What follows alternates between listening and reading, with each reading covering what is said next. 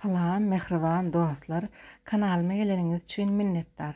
Mehribanlar, bugün men siziň üçin lavaşdan gök önümli böregiň taýýarlanyşyny görkezmekçi. Aslında bu böregi üýde haýsy gök önüm bar bolsa pişirip bermeli. Ýagny kartoşkadan, kädiden, kilemden, käşirden, badamjandan, hatda etden hem pişirseň bolýar. Men özüm kilem bilen käşiri gawuryp pişirmäni has gowurýar.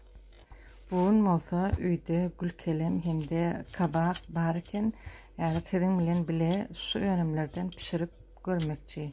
Videoda görüşüňiz ýaly gülkelemi doğradım hemde gaýnap suwa taýyp goýdum. Ýa-da gülkelemi birazajyk gaýnatmam bolýar. Şeýseniz gülkelem adymda içelenme döretmez.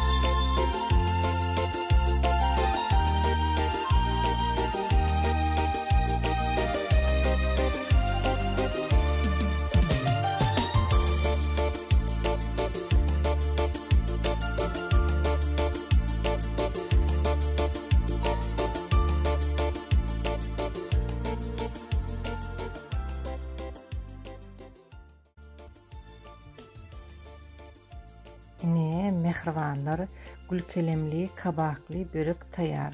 Gaty tagamly bolýan eken. Eger üýde bar bolsa, içine peýnirem salsaň has gowy bolýar.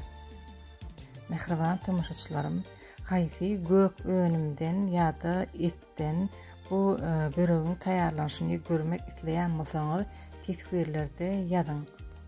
Mehribanlar, bu mübarek orada aýyny tutýan oradalaryňyz, edýän doga dilekleriňiz, berýän sadakalaryňyz, şürdikatlaryňyz Allahyň dergähine kabul bolsun.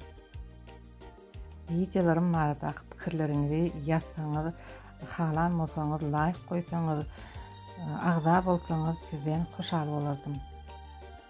Inniki videolarymda görüşýänçe hoş sag bolun. Oý büýük bir bar sizin her biriňizi öz penahyna aman saklasyn.